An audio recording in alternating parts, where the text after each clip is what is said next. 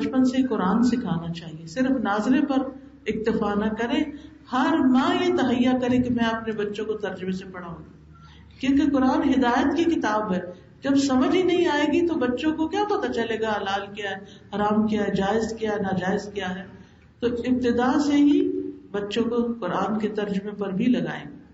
ایک مقولہ ہے کہ علم ولدک القرآن والقرآن سیعلمہ کل شیء. اپنے بچے کو قرآن سکھا دو اور قرآن اس کو ہر چیز سکھا دے گا. پھر اسی طرح نبی صلی اللہ علیہ وسلم کی احادیث کا علم. عامش کہتے ہیں کہ اسماعیل بن رجا بچوں کو جمع کرتے اور انہیں حدیثیں سناتے تھے. بچوں کو حدیث کی مجلسوں میں لے جایا جاتا تھا. میرا جو پی ایچ ڈی کا سبجیکٹ تھا اس میں حدیث کی اجازہ کے بارے میں ریسرچ تھی. تو اس اجازت سرٹیفکیٹس، حدیث روایت کرنے کی اجازت دینا یا سرٹیفکیٹ دینا، تو اس میں بہت سے میں نے سرٹیفکیٹس دیکھے، ان کو پڑھا. تو اس میں لکھا ہوتا تھا کہ فلاں فلاں بچہ بھی اس مجلس میں حاضر ہوا، حتیٰ کہ فلاں دودھ پیتا بچہ بھی اس میں شامل تھا. سرٹیفکیٹس میں ان چھوٹے چھوٹے بچوں کے بھی نام لکھے جاتے تھے. کیوں؟ تاکہ بڑے ہو کر وہ کہہ سکے کہ ہم فلاں شیخ کی مجلس میں حاضر ہوئے تھے. تاکہ ویسے ان سے اگر روایت کرے تو کم از کم کوئی نسبت بھی جڑی ہوئی ہو. یعنی ماں اس بات پہ فخر کرتی تھی اور اپنے بچوں کو ایسی مجالس میں لے کے جاتی تھی. ہمارے ہاں تو مسجدوں میں بھی بچوں کا داخلہ بند ہے، علم کی مجلسوں میں بھی بچوں کا داخلہ بند ہے. تو وہ کہاں اور کب اور کیسے سیکھیں گے؟ تو اس کے لیے کوئی نہ کوئی اہتمام ضرور ہونا چاہیے کہ جس میں بڑوں کے ساتھ بچے بھی موجود ہوں.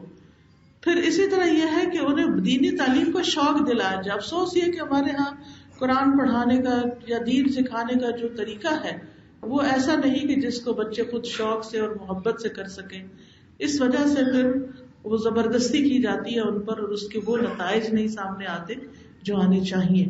تو اس کے لیے ایسے معلم ڈھونڈے، ایسے استاد ڈھونڈے، اور اگر کوئی نہیں تو خود ایسی معلم بنے کہ جس کے پاس علم ہو اور اپنے بچے کو صحیح چیز سکھا سکے.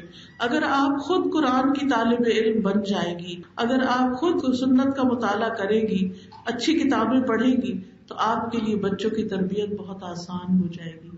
کیونکہ علم جو ہے انسان کے اندر تحمل اور برداشت پیدا کرتا ہے، انسان کے اندر غور و فکر کی صلاحیت پیدا کرتا ہے، بچوں کے معصوم اور انوکھے انوکھے سوالوں کے جواب دینے کے قابل بناتا ہے.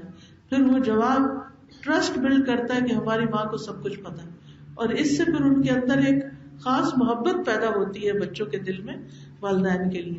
پھر اسی طرح ان کو بچپن سے حفاظت کی دعائیں سکھائیں. مجھے یاد ہے کہ بہت چھوٹی تھی میں جب میرے والد نے مجھے یہ دعائیں سکھائی ہیں کہ اللہم اجرنی من النار صبح شام پڑھنی ہے، رضیت باللہ ربا وبالاسلام دینا. اور وہ ایسی عادت پڑی ہوئی ہے کہ لگتا ہی نہیں کہ صبح اور شام کی جب تک یہ کلمات ادا نہ ہو جائیں. اور اسی طرح بسم اللہ الذی لا یضر مع اسمہ شیء فی الارض ولا فی السماء وهو السمیع العلیم.